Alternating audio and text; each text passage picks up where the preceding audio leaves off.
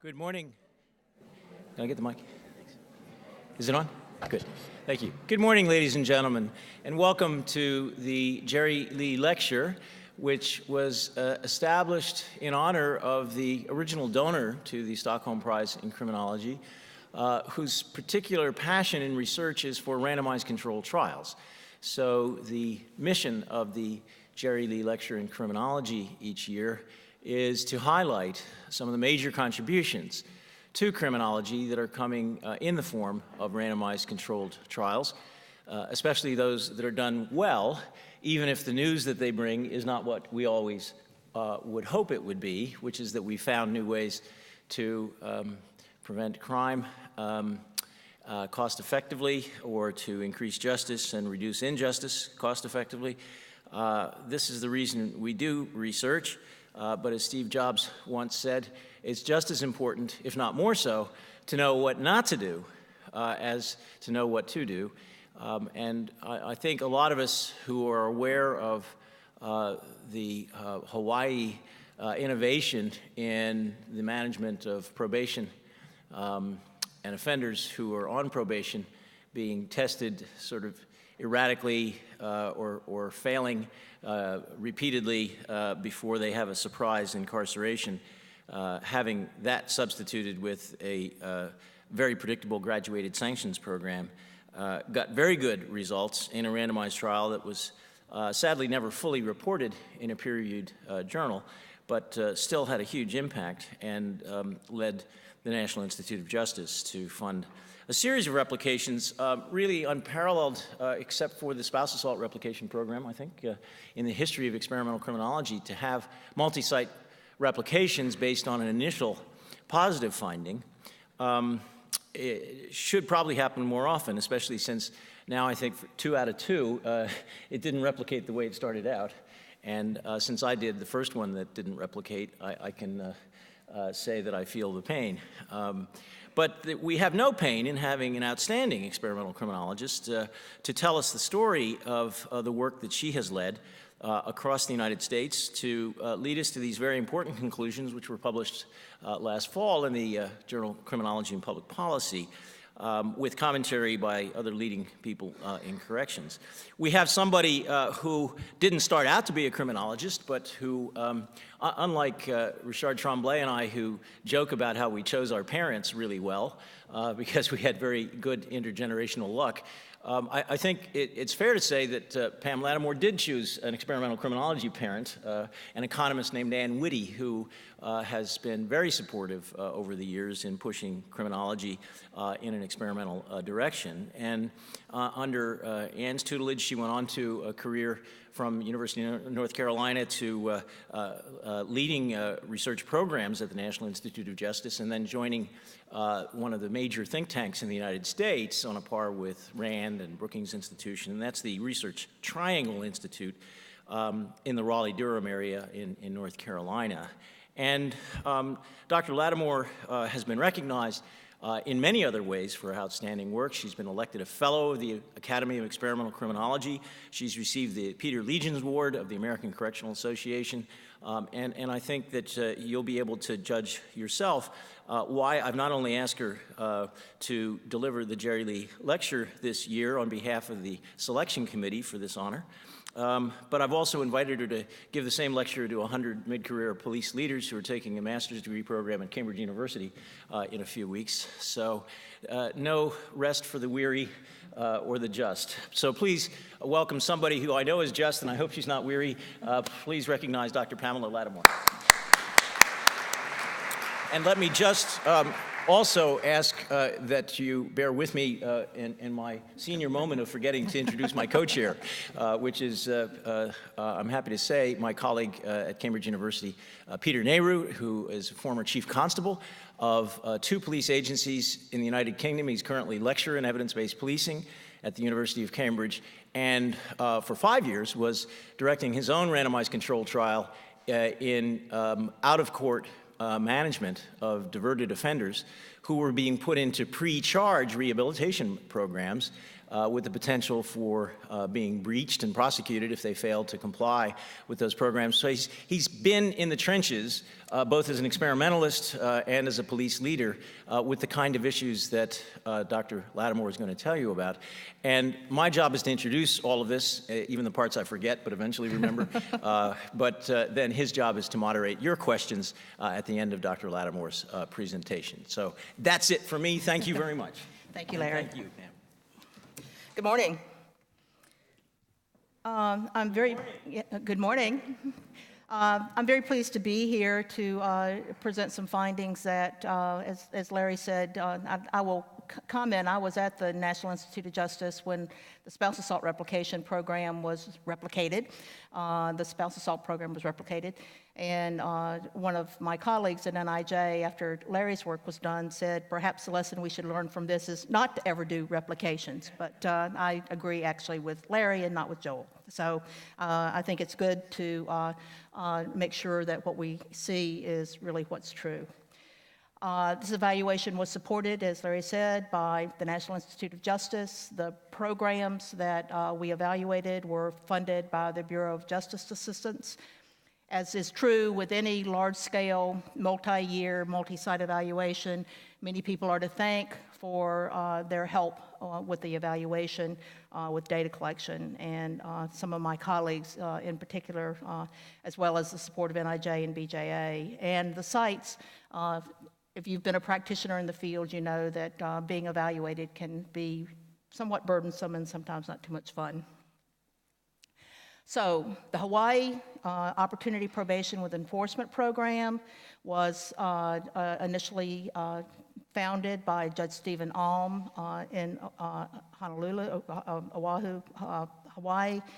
And this is a quote from him in 2013 about sort of the genesis of the program and sort of a belief that swift and certain response to any minor violation of probation supervision conditions would result in learning behavior that would eventually lead to changes in behavior. First, in the short run, with respect to repeated violations, and in the long run to criminal behavior. In 2008, the program was started in 2004. In 2008, the National Institute of Justice, in one of their publications, ran a 2- or 3-page article highlighting some of the premises of HOPE, swift and certain, swift and sure punishment, and the program was focused on high-risk probationers, and again, this notion that no violations would be tolerated, and as a result, individuals behavior would reform. So the original study Larry referenced resulted in or implied large reductions in positive drug tests and missed appointments with probation officers, fewer arrests among those who were in the program at 3, 6, and 12 months, about the same number of jail days for violations. The HOPE cases had more but shorter jail terms, and about 1/3 as many days in prison on revocations or new convictions. Now, I will point out that one characteristic of the Hawaii program was sort of the nature of revocation, and that in many cases, individuals who were being revoked from probation in Hawaii could be facing up to maybe 10 or 15 years in prison. And as you will see when I get to the end, I think that may be important as well. Recently completed 76-month follow-up of original study participants by Angela Hawken and colleagues found less robust and significant findings. They found that HOPE participants were equally likely to have had a new charge, but less likely to have multiple charges, primarily because they were less likely to have drug charges in addition to other charges, and less likely to be revoked, and fewer probation violations overall. So, given the initial HOPE findings, HOPE was renamed to become the Honest Opportunity Probation with Enforcement Program. I'm not sure I like that acronym, but there you are. But anyway, there was a decision to replicate this with a 4-site demonstration field experiment. BJA selected and funded 4 sites to implement HOPE programs, and they provided funding to Angela Hawken and her colleagues at Pepperdine University to provide training and technical assistance. NIJ, through a competitive grant process, selected RTI in conjunction with Pennsylvania State University to conduct the randomized controlled trials. So Hawaii's Opportunity Probation with Enforcement became the Honest Opportunity Probation with Enforcement program. As these things go, much of my career I have studied reentry programs, which are complicated because problems are complicated. I feel that the HOPE program is actually fairly simple and straightforward, which would lead one to expect high fidelity, or at least the opportunity for high fidelity, because there aren't as many moving parts as programs that are dealing with education and vocational and substance abuse and mental health and housing and transportation and those kinds of things. So the idea with HOPE was basically a warning hearing before a judge at the time that you were placed on HOPE probation, a pretty substantial randomized drug testing, and also, obviously, the other supervisions of conditions of supervision, positive test results, any noncompliance, including even being just a few minutes late for an appointment, was to result in a warrant for the violation, and that was usually done by probation or law enforcement. That would be followed immediately, within a day or two, with another hearing before the judge. And each violation was to be met with short but mandatory jail stay. Multiple positive tests were supposed to be accompanied by referral to treatment, and it would take multiple violations, multiple drug positives, before there would be revocation. So a lot of interaction with the judge, a lot of oversight by probation officers, and the idea was that through basically conditioning, that individual's behavior would improve. Let's see. So as I noted, at least in the States, probation as usual is often characterized as sort of very lax enforcement, followed by, at some point, you go in and you catch your probation officer on a bad day and you're revoked. So it's lax enforcement, last straw results in revocation, sometimes to a quite lengthy prison term. As I said, in Hawaii, we're talking maybe 10 years of prison. So the hypothesized effects of swift and certain responses to violations would be that this conditioning would deter probationers from future violations. The drug testing would result in a reduction in drug use. Reduction in drug use, you see a reduction in recidivism. Fewer revocations to prison would generate cost savings to the system that would offset the additional cost that would accompany the increased surveillance, drug testing, warrant service, and jail days that would accompany the HOPE program. 4 sites, I will highlight that they were sort of scattered across the United States. For those of you who are not familiar with these, in some cases, very small cities and towns in the United States, there was geographic diversity, as we can see, from the northwest to the south, up to the northeast of the United States. These towns, Benton, Arkansas, is a very small town. Their total probation population was about 200. Salem was more mid-sized, Oregon City more mid-sized, several thousand probationers, and in Fort Worth, Texas, there was about a 25,000 probation population on any given day. For those of you who have integrated local, state, national justice systems, you may not, or you may be aware that that's not the case in the United States, that state and local governments interact in different ways depending on which state you're in, usually with relatively little interaction with our national, federal level of justice system. I don't have time today to go into the details, but by happenstance, These 4 sites also happen to represent a variety of different organizational relationships between these agencies. So we did an implementation process evaluation, an outcome evaluation, and an economic evaluation. The goal was to randomly assign 400 probationers, HOPE-eligible probationers in each site to either HOPE or probation as usual. Eligibility, we tried as closely as we could, given the constraints available in each of the selected sites, to follow the described eligibility for the Hawaii HOPE program. The focus was primarily on high-risk cases, but because of the small probation population sizes and the hope to get to 400 at some point, medium and moderate risk cases were included in some sites. In 2 sites, medium risk cases with a violation were included. In 1 site, low risk cases with a violation was also included. Individuals had to have at least a year remaining on their probation term, and virtually all of them were drug involved. Exclusions included juveniles, non-English speaking, transfers from other jurisdictions, which is basically another type of interstate compact, and special caseloads, sex offender caseloads, drug court, pretrial. We started the eligibility determination and assignment cases in August of 2012. The original plan had been to do enrollment of study participants in a 6-month time period. As you can see, we missed that. We didn't miss it, the sites missed it. We got to 400 in the Oregon site in December of 2013, which is 16 months later. We continued the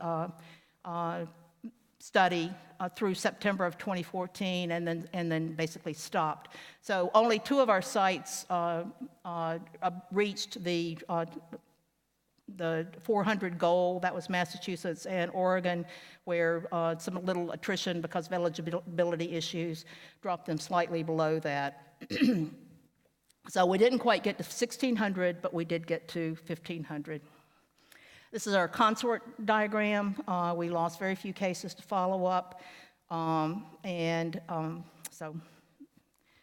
we were able to follow almost everybody. Excuse me, our implementation and fidelity study was led by Dr. Gary Zajac of Pennsylvania State University and Debbie Dawes, who works with me at RTI. And their purpose was to assess implementation fidelity, document what each site did with HOPE and how that differed from PAU, and identify challenges and lessons learned. We did 3 rounds of site visits. We did stakeholder interviews during each round, HOPE probationer interviews during the final round, and court observations during each visit. The participants are who you might expect: court personnel, including the judge, probation personnel, including the HOPE program coordinator, who was hired specifically for the programs in each site, the district attorney, prosecutor, public defender, the sheriff or police chief, who was responsible for warrant service and arrest, and jail administrators. And we talked about, what they viewed the HOPE components to be, how that differed from probation as usual, what kind of treatment services were available, barriers, challenges, and solutions, strengths and weaknesses, organizational dynamics, and their perceived impact of the HOPE programs. Implementation facilitators are, as you might expect, if there was strong buy-in to the HOPE concept, that was viewed as helpful for implementation. If there was good communication and teamwork within probation as well as across these other agencies, that helped. Existing interagency cooperation. I'll give you an example here. In one of our sites, probation was led by the courts, so the probation officers basically belonged to the HOPE judge. So they had a fair amount of control over what was going on with probation. In other sites, the courts were part of the state government. The jails, probation was run at the county level and was under the sheriff. So there was virtually no official connection between those 2 agencies. Prior experience with HOPE-like programs and, as I noted before, linkages between probation and the court. Resource constraints were cited as a problem, And this is important to keep in mind because the sites actually had pretty lucrative grants to implement this. They had money to hire a full-time person to monitor this program. They had monies to run their drug testing. They had money to provide whatever other support that they needed. A clash with existing culture, I'll come back to this later, but at least two of the sites felt that very strongly that their supervision model was based on R&R, the risk, needs, response approach to probation that's proven to be successful, and particularly in one case, they felt that HOPE was in sort of direct conflict with that. Staffing issues, one of our sites was under a hiring freeze, and even though they had money to hire probation officers to run the HOPE program, the state was under a hiring freeze, and they wouldn't let them hire probation officers, and that led to a delay in getting started. And then I mentioned before sort of the demands of the field experiment where there was some additional data collection required. The fidelity assessment, I think, is one of, that Gary, the structure that he set up, and the fact that the program was very prescribed and that it was, as I noted at the beginning, relatively simple, meant that we were able to identify 11 basically metrics against which we could determine how well the sites did with respect to complying with basically implementation fidelity. Client-level data was collected against these metrics by Pepperdine University, and they were provided to us at the end. And these data were used to assess how well HOPE was implemented for each client. There is really no definitive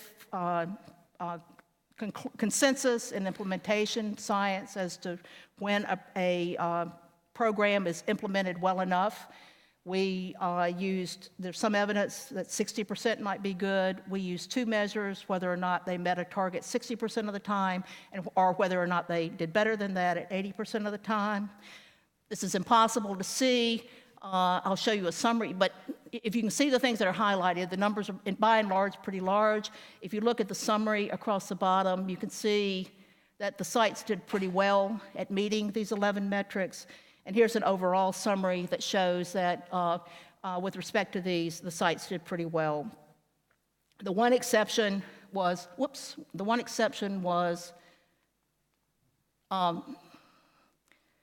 a violation hearing being held within 3 days of the violation. That turned out to be difficult to attain, and not surprisingly for those of you who are familiar with probation programs, oftentimes violations are accompanied by people absconding, and if they've absconded, it takes a while to get them back. So our conclusion on fidelity, implementation fidelity, was that it was high to very high on most measures across the sites. And the high level of fidelity wasn't really surprising. They received extensive training and technical assistance and close monitoring from the technical assistance provider Pepperdine, and Judge Alm was involved in this implementation effort. They were closely monitored by the Bureau of Justice assistants. They interacted regularly with us. We weren't reporting back on what they were doing, but they still viewed us as somebody that was watching them. The one fidelity weak point, as I noted, was the time from violation to hearing. 3 sites failed to meet the 3-day standard, but for cases that exceeded that, most individuals were brought in within 4 days. Now, there's a question about what swiftness means, and I don't think anybody knows what that would mean. I mean, is 3 days too long? Is 4 days too long? Would it have to be a day? And I don't know how you would do that, but would it have to be a day? So. And I will note that about 3/4 of all violators were brought before the judge within a week. So again, this is our outcome study. We did 3 waves of in-person interviews at baseline, before eligibility, at post-eligibility, but prior to random assignment, 6 months post-baseline, 12 months post-baseline. We did oral swab drug testing randomly in the community in the post-baseline interviews. Administrative data, we had hoped to get NCIC, FBI data. We were not able to get those, so we were forced to get our arrest and reincarceration data from the states, or from the sites.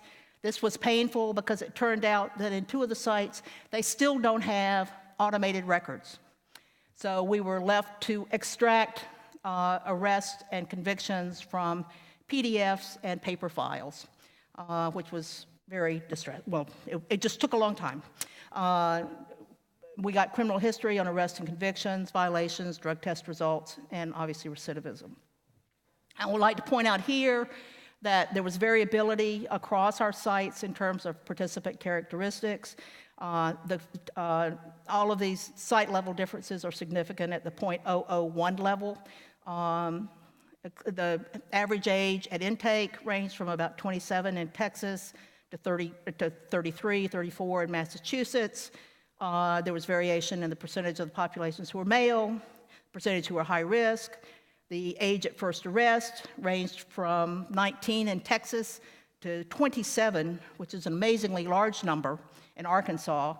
Number of priors varied from about 4 up to 13, and prior convictions ranged from about 2 up to 6. So we see that we've got not only heterogeneity in terms of the characteristics of the places, the organizations that was implementing HOPE, but also some pretty nice heterogeneity for offender populations across our sites.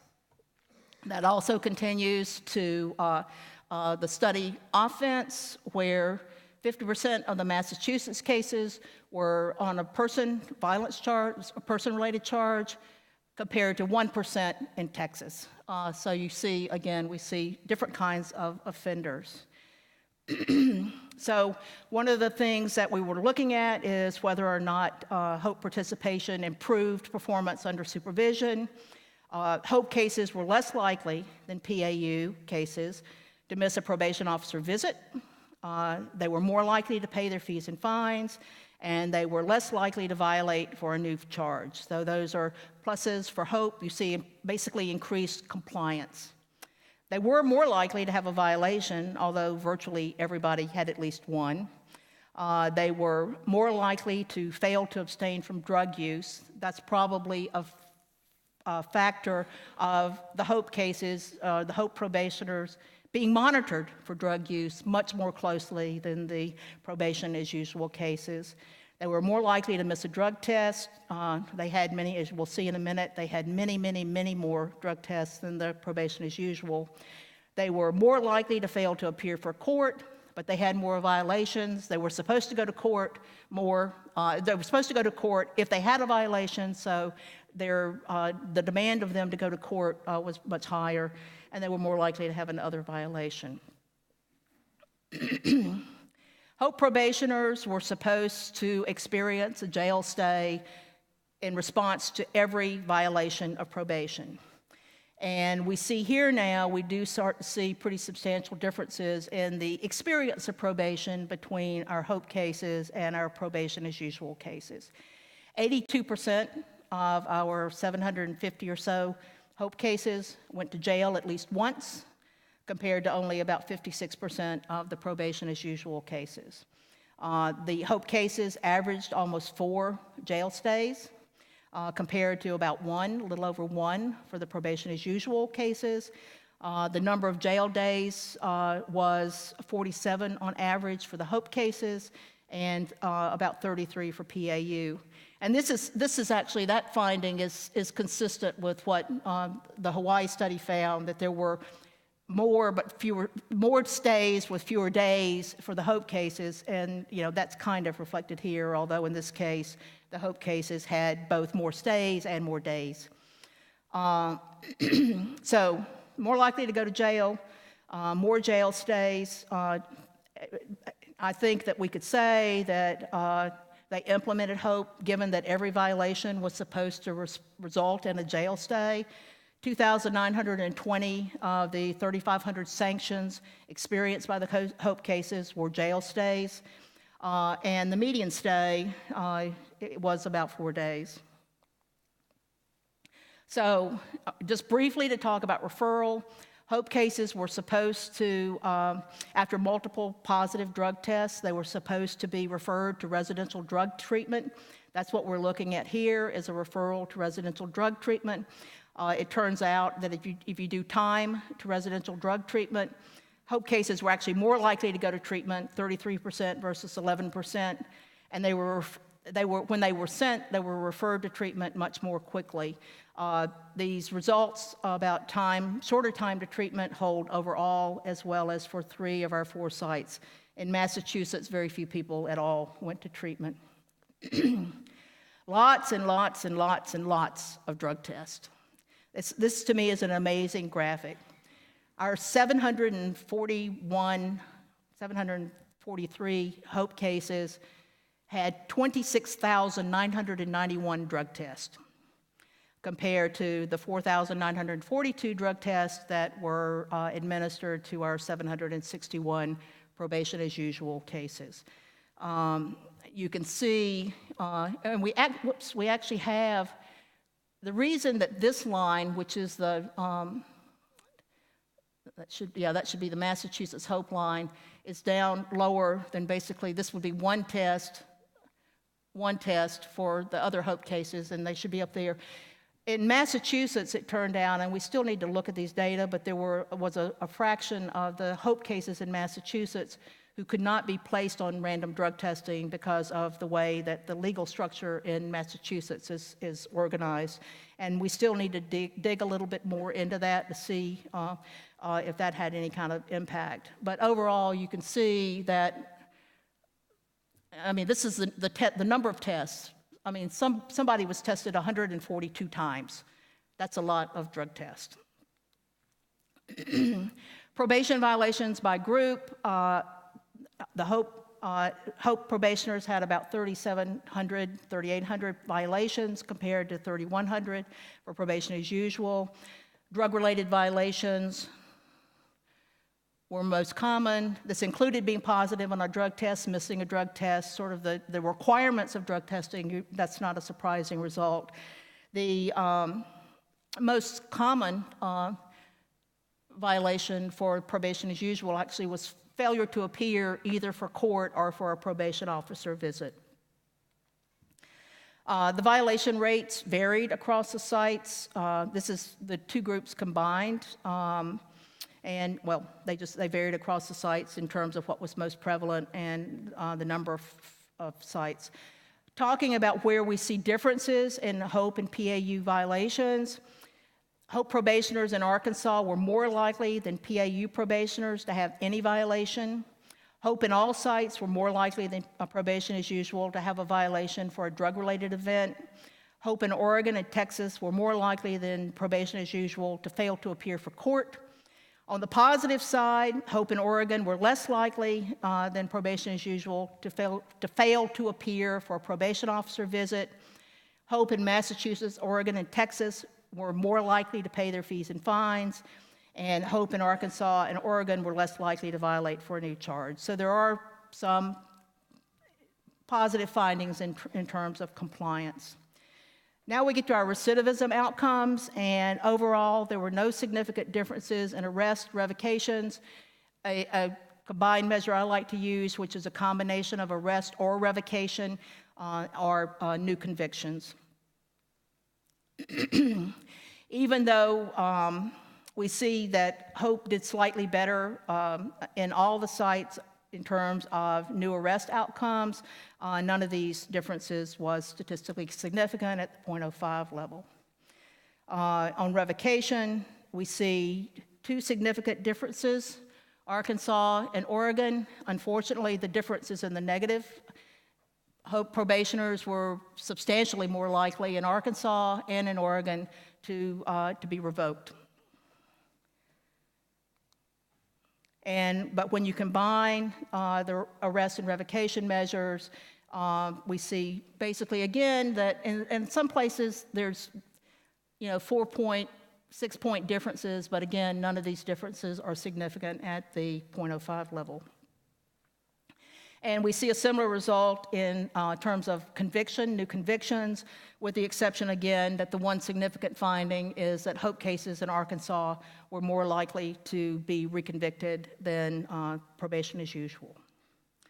So we ran survival models to look at time to the recidivism events. The red here, we'll go over this quickly. The red here indicates that there was a shorter time to this event happening. The green indicates that there was a longer time to the event happening. In Texas, we have our one positive significant finding, which is that there was a longer time to revocation in Texas for the HOPE cases than for probation as usual, although, as we noted in the earlier slide, there was no ultimate difference in revocation rates. We did competing hazard models and looked at why people fail. There was a somewhat lower risk, these are the green lines, a somewhat lower risk for HOPE participants for a drug-related arrest. That, again, is consistent with what Hawaii found. So I'm going to show you something a little different here because I just happen to really like this graphic. We have what I think is, I've very seldom ever seen this. We actually know where all of our study participants were for the entire time that they were in the study.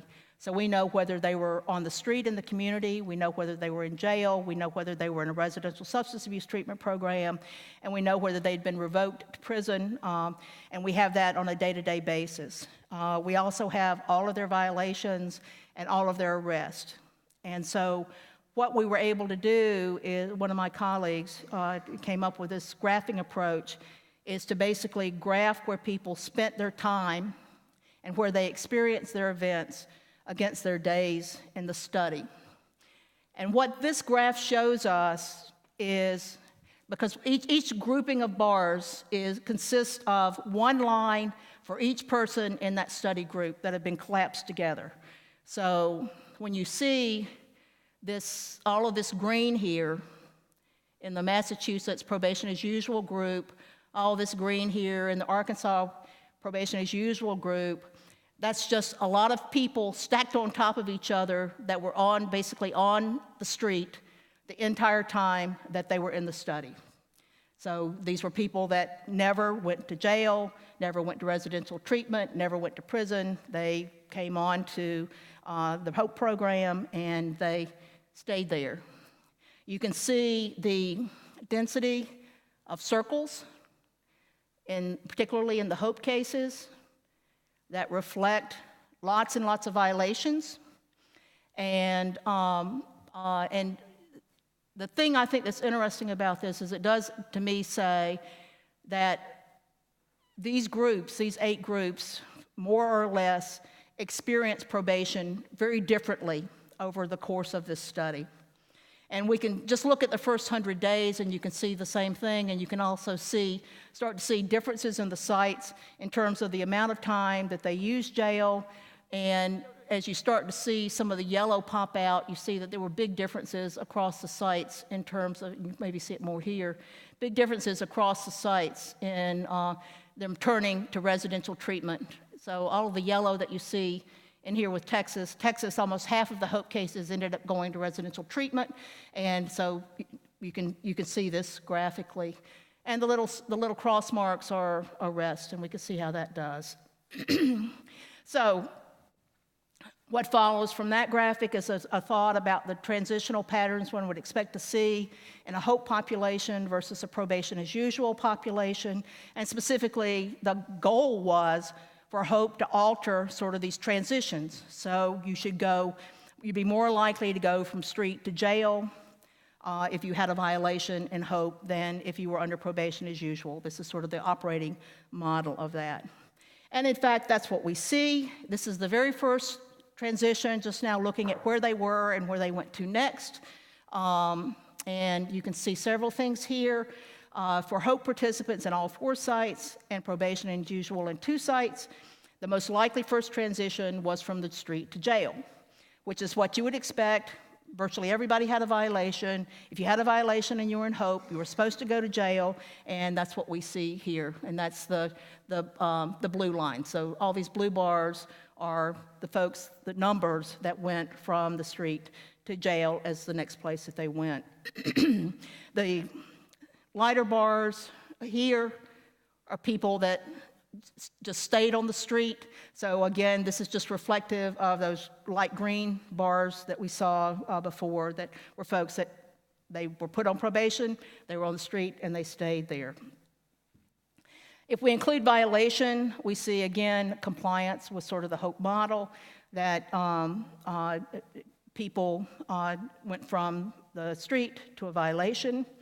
And if we go to the second transition, if you had a violation, did you go to jail? We see, in fact, and that's the green bars, we see that in most cases, we see that the HOPE cases did, in fact, go from a violation to jail. Now, there is some evidence here that there were cases where a HOPE case went from a violation to another violation. And we spent a lot of time talking to the sites about this and determined that by and large these were concurrent violations that were just sort of, it entered into the system twice. If we look at all transitions summed, there were a total of about 16,265 transitions across the two groups. The HOPE group accounted for most of these. Most of that difference was in additional jail to street and violation to jail transitions for the HOPE group, which is what you would expect, again, if HOPE was well implemented. Big difference in terms of, so there's a difference here in numbers of violations, but again, we see this huge difference in use of jail, which is what the HOPE model was supposed to do. So what did HOPE cost?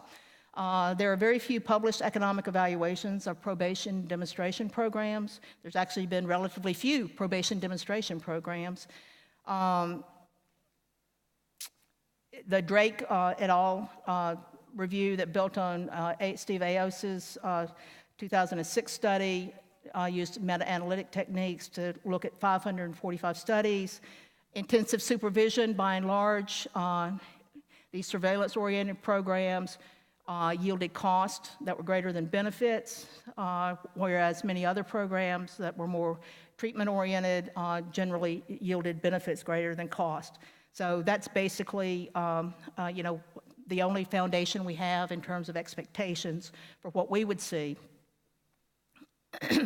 There is one other study that was done in Washington State that is unpublished that has a cost analysis, but the results of the Washington study are somewhat suspect because it was a pre-post design, and between the pre and post period, marijuana was legalized in Washington State, so it's hard to know really what kind of an impact that had.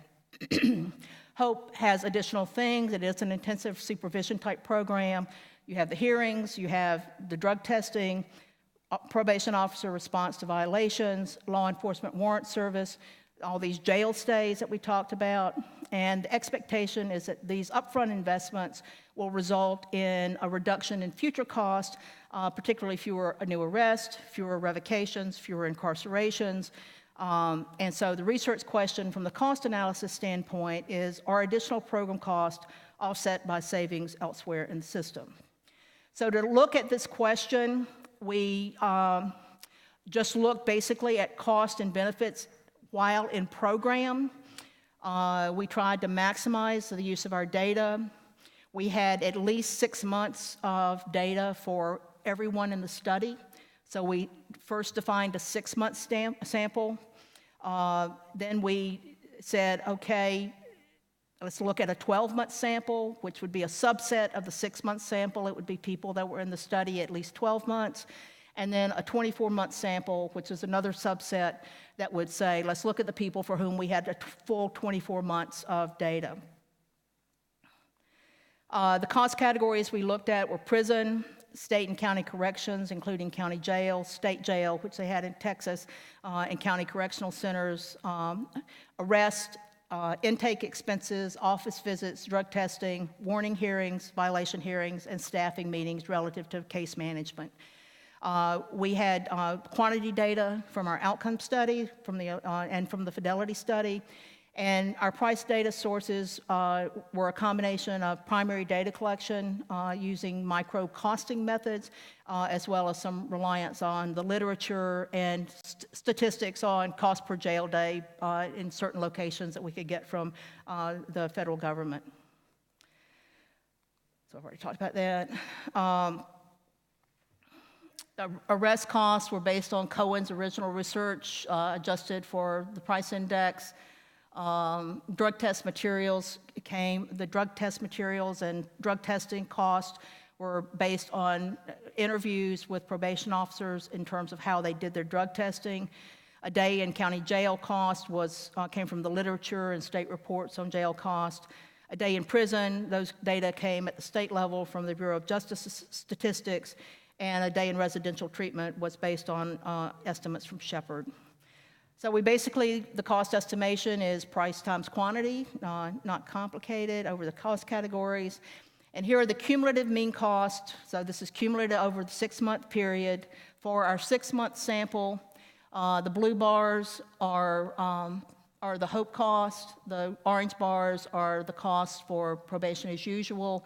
You can see that there's variation across the sites in terms of cost, and you can also see that there's variation across the sites in terms of differences between the HOPE and the probation as usual cases. I mean, Massachusetts, at least over this first 6-month period, there's very little difference in cost between the two groups, whereas in Texas, you see by month 6 a huge difference in average cost, basically $2,200 up to $4,200. Similar results obtained for our 12-month sample.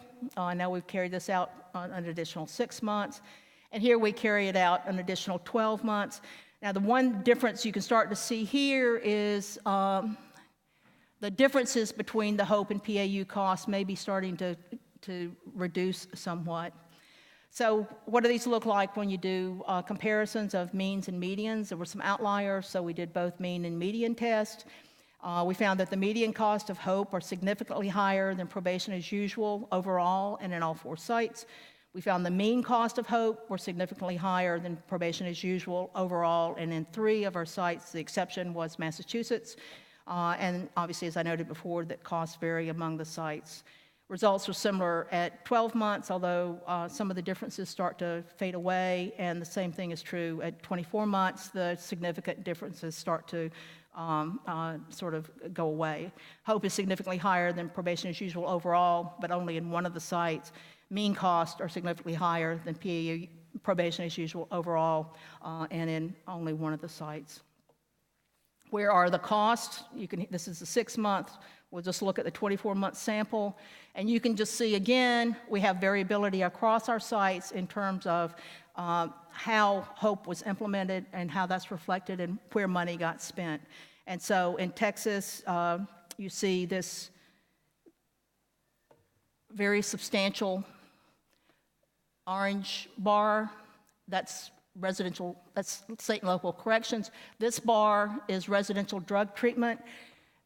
And so you can see, as I noted, half of the HOPE cases in Texas went to residential drug treatment, and that's clearly driving substantially the cost difference between HOPE and PAU. And we see differences in jail and as well. So what are our conclusions? It's our view, we may be biased, but it's our view that the demonstration field experiment provided a robust test of HOPE principles. There was good implementation, the fidelity findings were quite strong. The HOPE programs did hold individuals accountable, it's pretty clear from that. The sites, so then we had heterogeneity across the sites in terms of state versus local control of probation, the integration of probation in the courts. So we had organizational differences. The characteristics of HOPE cases also varied across the sites. So the HOPE participants had many more drug tests. They had more violations, more jail days, which is what you would expect if HOPE was implemented. They were more likely to go to residential treatment, so the sort of follow-through, if they continued to test positive for drugs, it did actually happen in most of the sites. I think in general, we can say pretty clearly that HOPE did not reduce recidivism. I mean, our sample sizes were large enough that it's hard to throw it off on power. We saw no significant reduction in the likelihood of being arrested or revoked, or convicted. Revocations were actually higher in 2 sites, and reconvictions were higher in 1 site. HOPE probationers had shorter times to revocation in 2 sites and reconviction, and a longer time to revocation in Texas, as I noted before.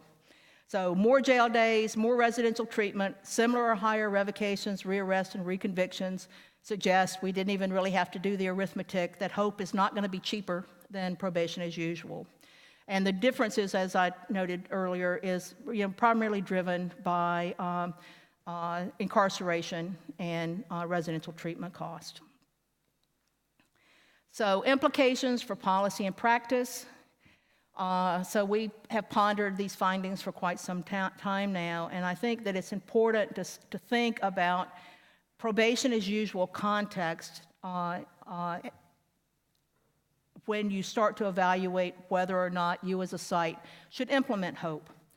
So in the 2 sites where probation as usual revocation rates were higher, significantly higher, the HOPE rates were higher. The probation as usual revocation rates were extraordinarily low. They were 9% and 13%. And you're really not ever going to do much better than that.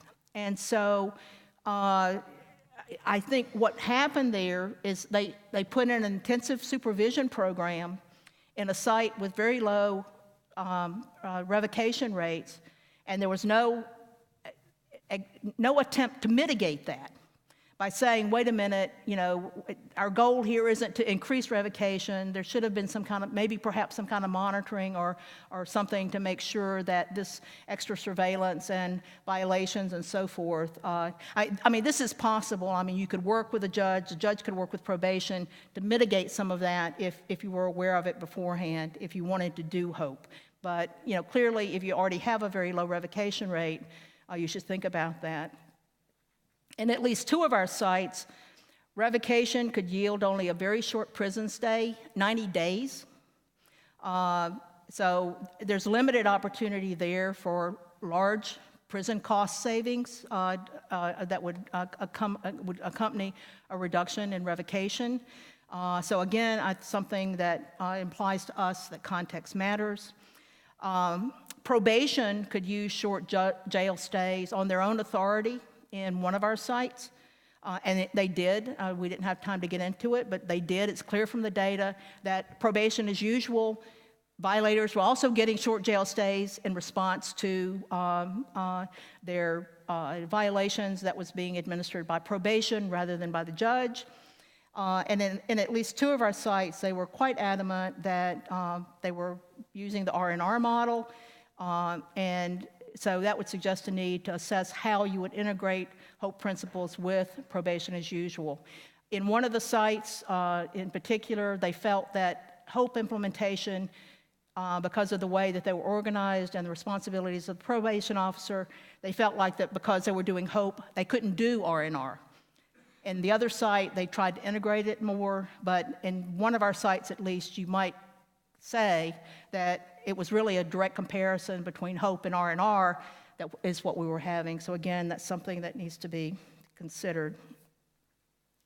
I think it's reasonable to think that HOPE is the way that many people think probation is, that you're given conditions of supervision to allow you to stay in the community, and you're expected to adhere to those conditions. If you don't, you're going to be held accountable. It's true that HOPE has been widely implemented as a result of the original HOPE study. We did not find it to be more effective than probation as usual in reducing recidivism. Christy Vischer and her colleagues in Delaware have also done a replication of, it wasn't exactly a replication, but a very similar program to HOPE. They also found no differences between it was called Design Your Time, but between that population and the probation as usual population in Delaware. So, you know, frankly, from a normative standpoint, I have no problem with the HOPE program. I happen to agree that it's reasonable as citizens to think that people are going to be held accountable and held to their conditions, but there's not any basis based on our findings that you should implement HOPE thinking that you're going to save cost or reduce recidivism. And that's what I have, so thank you very much.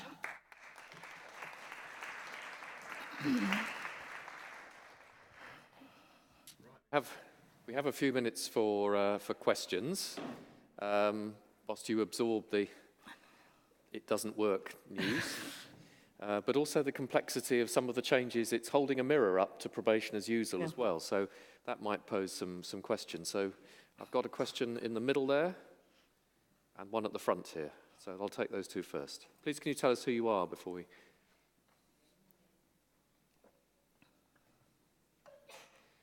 If the microphone works, tell us who you are.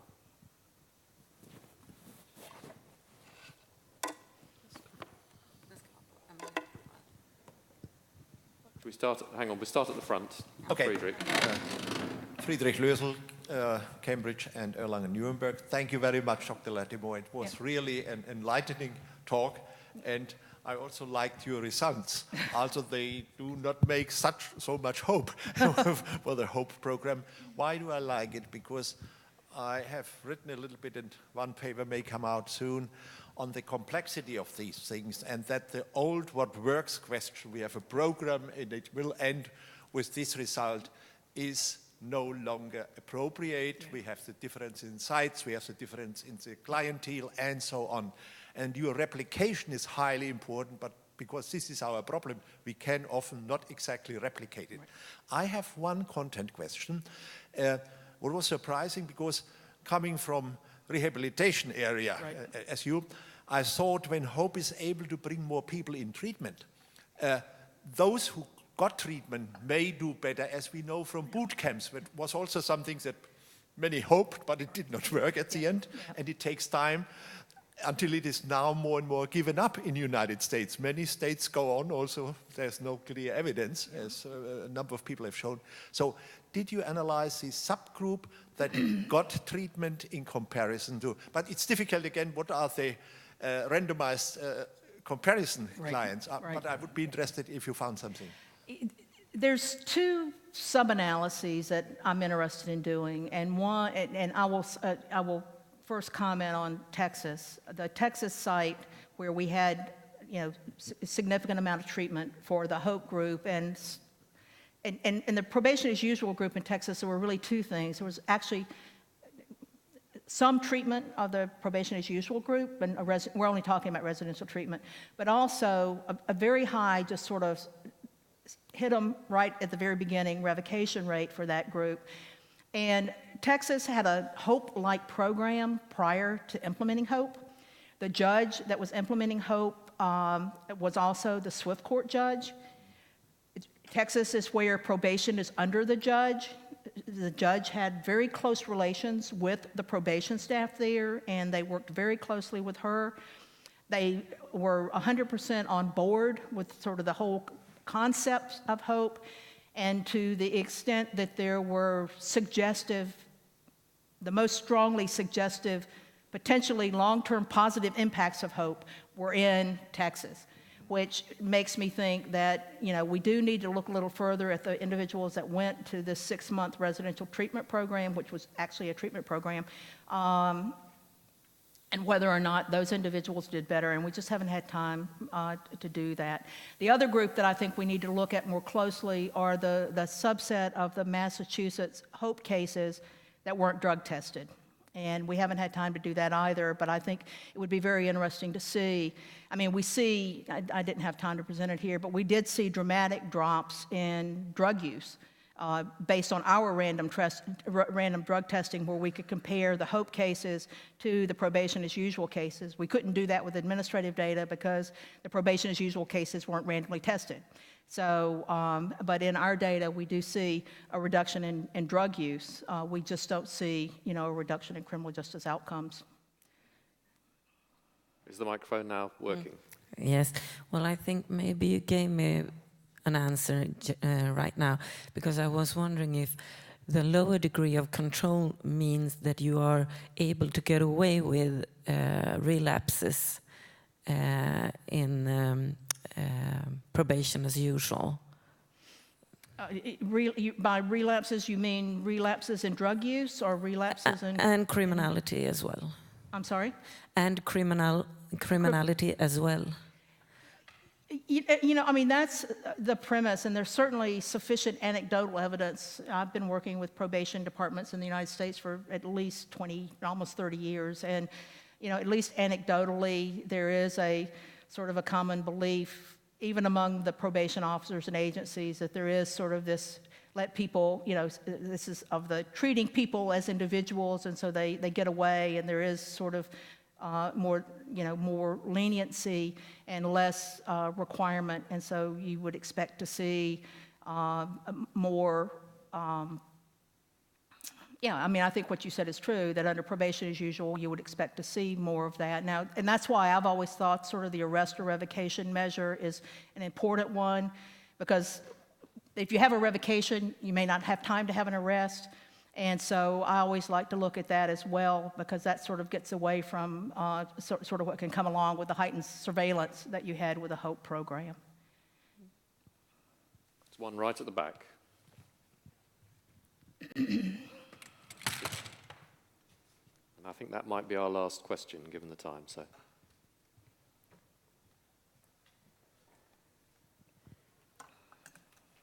Thanks.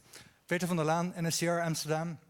You were mentioning that in a few sites, it was said that the HOPE principles did not go well together with the R&R principles.